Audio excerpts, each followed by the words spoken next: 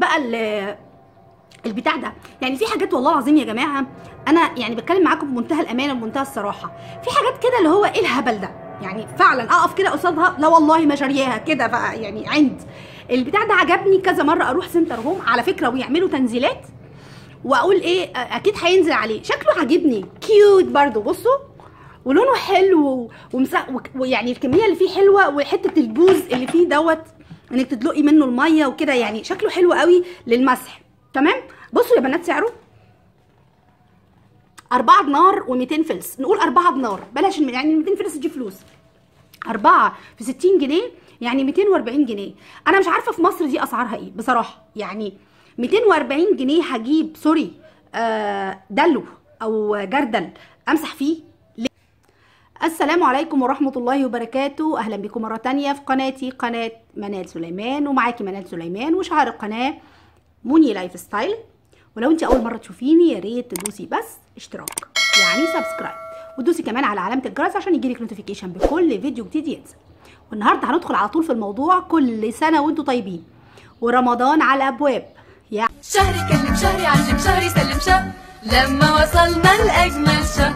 اهو جه يا ولاد اهو جه يا ولاد اهو جه يا ولاد. يعني ميزانيه، ترتيب، تجديد، فرحه، والفرحه بتيجي مع الستات بالشراء. يعني اشتري، عايزه اغير مطبقيه للاطباق، عايزه اجيب طقم طاسات، عايزه اجيب طقم مش عارفه ايه، طقم كاسات علشان رمضان. وعلشان رمضان وتجهيزاته، احلى حاجه في فرحه رمضان هي تجهيزاته قبل رمضان.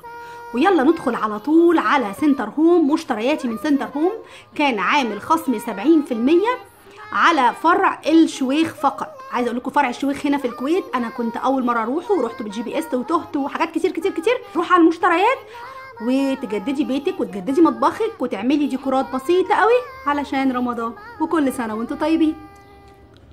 واول حاجه اشتريتها ولفتت نظري بما اني بجدد المطبخ هو حامل الاطباق او المطبقيه زي ما بنقولوا، او الديش راك. عايزه اقول لكم ان سنتر هوم حاجته غاليه جدا. الديش راك ده كان عاجبني جدا، وانه عشان كمان لونه اسود قلت هيليق على اي لون انت حاطاه في المطبخ. وكمان في من الناحيه الجانبيه مكان تحطي فيه الاطباق او تحطي فيه الشوك، في مكان جانبي كده تقدري تعلقي فيه الشوك والمعالق بطريقه حلوه، وفي نفس الوقت شكله شيك ويتحمل. انا دايما انتوا عارفين بلف كتير، فقبل ما ادخل واعرف الاسعار في التنزيلات، الراك ده كان بحوالي 14 دينار او 12 دينار 600 حاجه كده. فالحاجه الوحيده بصراحه اللي لفتت نظري كانت الديش راك ده او المطبقيه الجميله دي، كان سعرها 12 و600. جبتها ب3.5، يعني حاجه كانت خيال، بتهيألي اكتر من 70%. تاني حاجه عجبتني ولفتت نظري هي النافوره دي. نافوره ليد، دي عباره عن لايت كده، وبيديكي طبعا اضاءه خفيفه قوي زي الاباجوره. تحطيها مثلا في كورنر جنب التلفزيون، تحطيها في مدخل البيت لو انت عندك مثلا طرقه صغيره على فكره. وممكن لو في وشك على طول وانت داخله الجزامه تكون شكلها حلو وشيك، وفوق الجزامه مثلا مرايه، ممكن تحطيها في كورنر فوق الجزامه. طبعا انا بديكي اقتراحات وانت تقدري تصنفيها زي ما انت عايزه بالظبط. النافوره شكلها عجبني قوي، لونها ابيض في اسود، فتليق على اي عفش، على اي لون، على اي مدخل. بصراحه تستاهل انها تتجاب بسعرها الاصلي. طبعا هي بالكهرباء، مش هتحتاجي تحطي ولا حجاره ولا اي حاجه. طبعا عشان انا عارفه في مصر فاتوره الكهرباء بقت غاليه والعيشه غاليه والكلام ده كله، بس لو انت في رمضان على الفطار او بعد الفطار مثلا حطيتيها وولعتيها، او لو جايلك ضيوف بعد الفطار شغلتيها، بتدي صوت الميه، فيها نوع من الريلاكسيشن. لو شغلتي مثلا القرآن وقت ما بتصلي، لو انتي بتصلي في بيتك مثلا التراويح، هتشغلي، هتطفي النور، هتاخدي مصحفك، هتشغليها بالصوت اللي فيها، بصوت القرآن اللي انتي بتقريه. دي كانت سعرها 17 دينار 900. متخيلين؟ 17 دينار 900. جبتها ب5 دينار 350 فلس، يعني مش 5 دينار ونص، اقل من 5 دينار ونص. يعني اسعار خيال. تتجاب ولا ما تتجابش؟ تعالوا هوريها لكم انا ركبتها، وتعالوا شوفوها، لاني ما قدرتش اصبر بصراحه قبل ما اعمل لكم الفيديو ركبتها الاول واشوفها كويسه ولا لا عشان اقول لكم الفيدباك بتاعها. تعالوا نشوفها كده جنب التلفزيون عندي بقت شكلها ايه. وادي النافوره الساحره. طبعا الدنيا بالنهار، احنا دلوقتي الساعه 2 العصر او 2 الظهر، فيمكن الاضاءه مش باينه. زي ما انتم شايفين شكلها جميل جدا. حطيت تحتيها الطبق ده كنت جايباه من ايكيا، والترابيزه الكورنر دي وحطيتها جنب التلفزيون. انا مش عايزه افرجكم كل حاجه حوالين الترابيزه عشان هعمل لكم طبعا فيديو خاص بالصاله. او تاني حاجه جبتها من سنتر هوم وبرده للمطبخ كانت الصواني دي. طبعا تقديم الصواني او الصينيه اللي بتقدمي بيها دي اذواق. في ناس بتحب تقدم بالصواني الاكليريك العاديه خالص البسيطه، وفي ناس بتحب تكون مثلا لو حد غالي عندها بتقدمها مثلا بفخامه. دي اذواق. انا بحب الحاجه تكون كلاسيكيه قوي، وخصوصا الواحد على ما عاش في الخليج. دي الفاتوره اهي. الواحد عايش في الخليج بيشوف اشكال وبيدخل بيوت وبيتعزم عند ناس. الصواني دي من الحاجات الراقيه جدا وغاليه جدا جدا. ادي الصينيه اهي، مش هميلها قوي لاني طبعا هتعكسني انا وانا بصور. زي ما انتم شايفين اهي، ادي الصينيه والايد بتاعتها اهي. ادي الايد. طبعا دي انا هاخدها مصر، وجبت واحده استعملها هنا. زي ما قلت لكم انا بحب ادلع نفسي هنا وهناك، مع اني هناك بقعد 4 أسابيع بالكتير، شهر ونص مثلا، ما بلحقش والله استعمل الحاجه اللي بجيبها. فعشان كده بحب يكون عندي هنا كمان حاجات استعملها بمسمار. شوفوا مسامير مش لزق، يعني حاجه قيمه اهي. المسمار بتاعها بتلف، بتدخليها في الايد بتاعتها اهي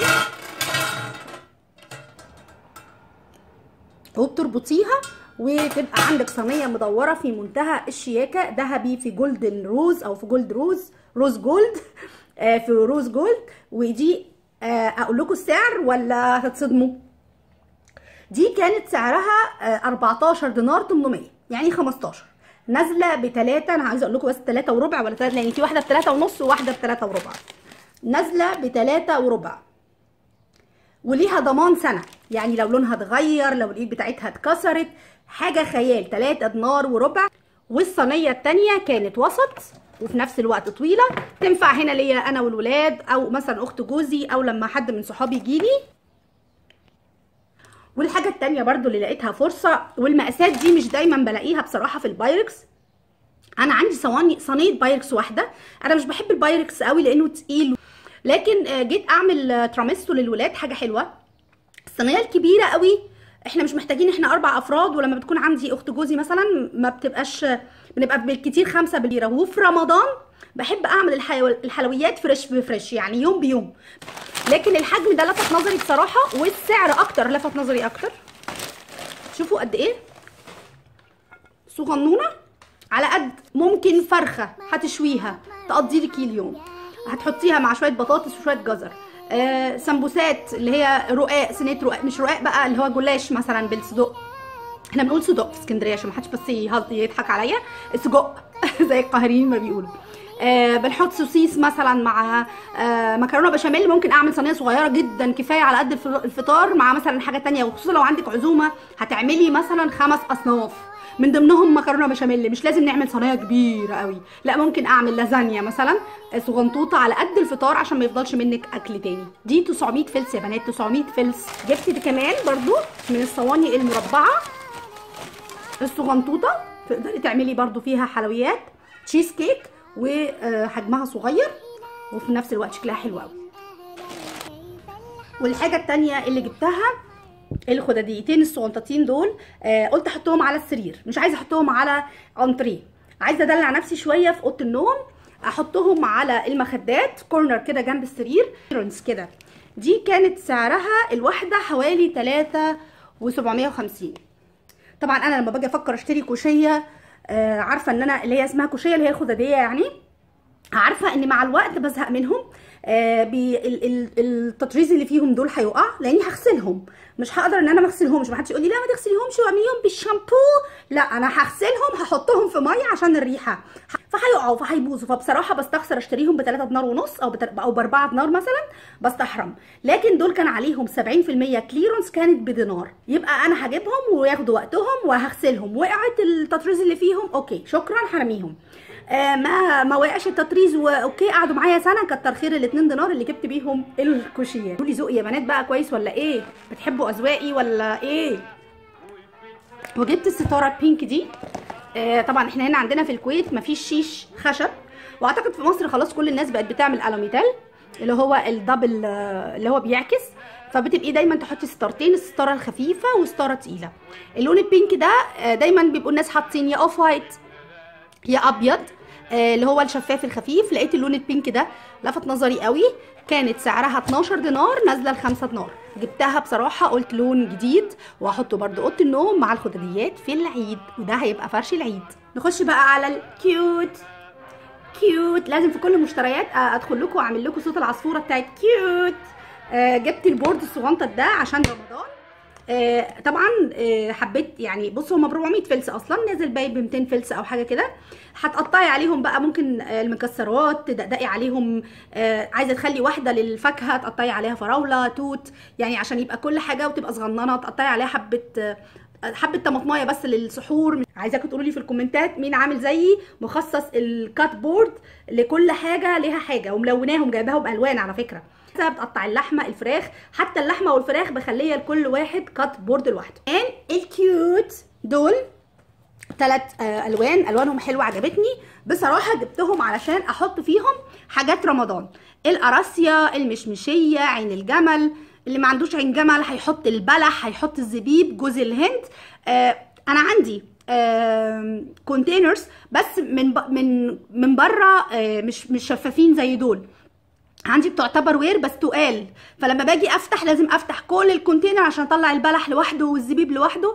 فهخلي دول لحاجات رمضان احط فيهم الحاجه يبقوا شفافين وسهل جدا لما اجي دي المفروض ان ال3 مع بعض كانوا ب2 دينار و100 او ب2 دينار وربع حاجه كده، نازلين لدينار 300. واخر حاجه جبت اللي هم المرايات دي، مش هم 3 مرايات بيتحطوا كده. عندك بقى كوريدور، عندك دخلة البيت، فوق الجزامه، فوق لو عندك كونسول يبقى مش هينفع، هتدخلي شويه جوه في الطرقه. في اوضه الولاد فوق سرايرهم بيتحطوا 3 جنب بعض، يا اما زي طريقه السلم اللي هي واحده بعديها تنزلي تحتيها واحده وبعدين تحتيها واحده، او ال3 جنب بعض. بيبقى برده شكلهم حلو فوق السرير، في اوضه نومك، فوق الشفونيره بتاعتك اللي جوه في اوضه النوم، شكلهم حلو. قلت برضو اجددهم، لسه مش عارفه هاخدهم في مصر ولا هستعملهم هنا في الكويت. دول كان نازلين سعرهم من 4 دينار ل3 دينار، نزل دينار واحد، لكن هما 2 دينار 900 بالظبط، لكن حلوين ولقيت سعرهم حلو. وفي منهم الوان على فكره، انا جبت السيلفر، في منه اللون اللي هو النحاسي، نازل منهم كمان اللون النحاسي لو انت اوضه نومك مثلا على بني او بيج. واخر حاجه جبتها بقى للتنظيف علشان رمضان والعيد. ليه 240؟ انا زمان اما جيت اتجوزت ويعني جابوا لي الجهاز بتاعي، كان الجرد مثلا اليوم اما اجيب حاجه واو ب 35 جنيه وحاجه يعني تمام وهياخد وقته وتمام والوانه وشكله حلو وبمسح فيه، يعني انا بمسح يا جماعه فيه، انا مش هشرب فيه. فبصيت كده قلت ايه الهبل ده، ايه الهبل ده. المهم جيت بقى خلاص ماشيه، فببص كده لقيته طبعا اللي انا معجبه بيه. كل لما اعدي على سنتر هوم اقول ايه اللي عجبني فيه كمان، فكره العجل. بصوا في عجل كده بحيث ان انت لو هو مثلا في ميه كتير وفوم وكده، بدل ما تشيليه لا ده انت هتزقيه، فهيبقى شكله حلو وفعلا كيوت بقى، ده كيوت يعني. لقيته بدينار وربع من 4 أو 200. شوفوا الناس دي بتكسب ازاي، معرفش. زي المطبقيه بالظبط، المطبقيه من 14 ل 3 دينار. ايه ده اللي هو ايه؟ بس خلينا نستفيد. وده كان اخر حاجه جبتها من سنتر هوم. كل سنه وانتم طيبين، يا رب تكون حاجتي كلها عجبتكم، وزي ما انتم شايفين شكلها يفرح. يا رب يبقى رمضان خير علينا كلنا وعلى اولادنا وعلى اهالينا، وكل سنه وانتم طيبين. يا رب فيديو النهارده يكون عجبكم، وقبل ما تطلعي من الفيديو هتعملي ايه؟ لايك، هتدوسي لايك، وبعد اللايك لان الناس كتير لما بيبقى فيه لايكات بيشوفوا الفيديو. بعد اللايك لو انت بتمري مر كده على القناه هتدوسي كمان على اشتراك، وبعد كده هنعمل شير لاصحابنا اللي بيجهزوا حاجات لرمضان، او لو كانت عروسه وعايزه تشتري تروح جري على سنتر هوم تشتري الحاجات دي. ويا رب تكون حاجات سنتر هوم عجبتكم، وبحبكم قوي واشوفكم على خير. باي باي. بتغيب عليك